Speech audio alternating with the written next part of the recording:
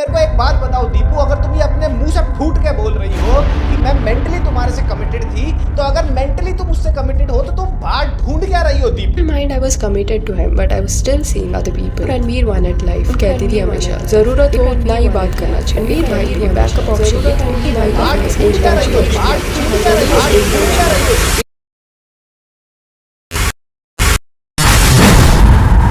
प्यार करो तो किसी एक को, मगर किसी नेक को, मगर वो मिलेगा कैसे जब तक चखोगे नहीं हर एक को।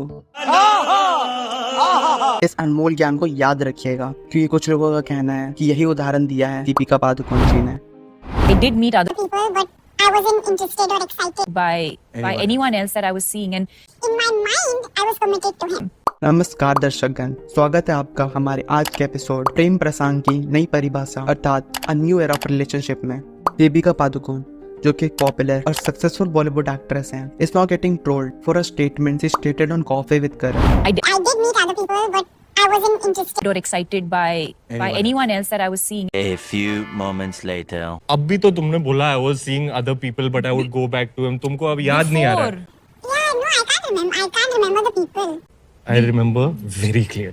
अब जिन लोगों को नहीं पता, कॉफी विद करण एक शो है जहाँ सेलिब्रिटीज को बुलाकर उनका इंटरव्यू लिया जाता है। आसान शब्दों में कहा जाए तो यहाँ पे ये इंसान अपने आओ सकी चुगली करेगी फेटिश को पूरा करता है। यहाँ सेलिब्रिटीज से बिना सर पैर वाले सवाल पूछे जाते हैं और ये सब देख के उसके बिना दिमाग वाले ऑडियंस को ऑर्गेज़म ही आ जाता है। One reason why your ex is your ex. Because he's everyone's ex. और पता नहीं यहाँ ये लोग कौन सी कॉफी देते हैं जिसको पीते ही यहाँ आने वाले सेलिब्रिटीज के दिमाग छुट्टी पे चले जाते हैं, जो ये लोग इसके बिना सर पैर वाले सवालों का जवाब बिना सोचे समझे ही दे देते हैं। I told them, I said, आज कर क्या है? पूछा किसी ने नहीं पूछा। और कुछ ऐसा ही फिर से हुआ है इसके सीजन 8 के पहले ही एपिसोड में। He comes along. And so I didn't commit. In fact, until he proposed to me. There was no real commitment as such. अब जिन लोगों ने एपिसोड पूरा देखा होगा उन्हें अच्छे से समझ आ गया होगा कि इतनी बसड़ बिना बात के ही मच रखी है, क्योंकि according to Deepika they met on the film sets and after 6 months of their meeting they started dating. We started dating in 2012. 2012 we met. Then we started dating and the filming of Ram Leela commenced. So half of 2012 into 13. It was during the filming of Ram Leela that this was all actually happening. 6 months in I knew she was the one. And within that 6-month duration she met some other people too. I did meet other people, but I wasn't interested or excited by anyone else that I was seeing, and In my mind, I was committed to him. जिसको बाद में रणवीर ने भी confirm किया। I know there were 2 or 3 suitors within the first 6 months. A lot of guys were courting her. That signifies he knew all that was going on, and after 6 months they both started dating, and the rest is as you know. 2012 I proposed to you in 2015. Yeah. And then we were secretly engaged for 3 years. Then we got married. अब जो लोग पहले कभी relationship में रहे हैं उन्हें पता होगा इस प्री डेटिंग फेज के बारे में।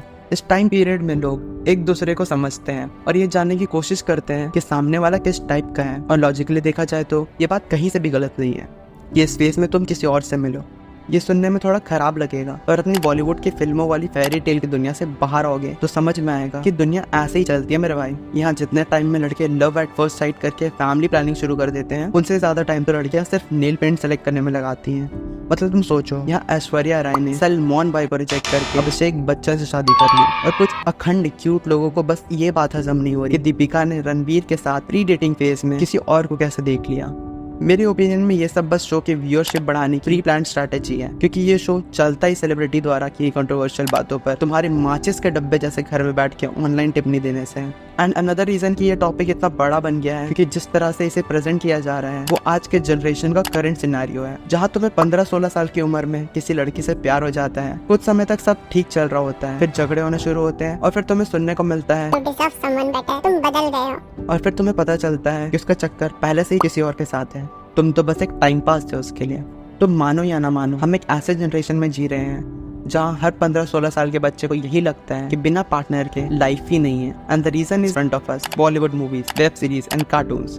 कई आर्टिकल्स और रिसर्च भी हैं जो ये प्रूव करते हैं कि जो भी हम देखते हैं वो कहीं ना कहीं हमारे बिहेवियर को इन्फ्लुएंस जरूर करता है। छोटे बच्चे को भी पता रहता है कि बिना शिजुका के नोबिता अधूरा है, जो कि पूरी तरह गलत है, पर ये बात धीरे धीरे हमारे दिमाग में ऐसे बैठ जाता है कि वी स्टार्ट बिलीविंग कि बिना पार्टनर के लाइफ ही नहीं है, मगर उसके बाहर भी दुनिया है। आई नो वेरी वेल कि एक पॉइंट ऑफ टाइम में यू विल नीड अ सुख दुख वाला पार्टनर, मगर उससे पहले प्यार का मतलब जो कि है respecting, caring and understanding each other in every situation, ये सब और भी बहुत कुछ समझना ज़रूरी है। और जब तक ये सब समझ ना आ जाए तब तक पढ़ाई ही कर लो, क्योंकि तुम्हारा प्यार वैसे भी पैसे के बिना कोई नहीं समझने वाला।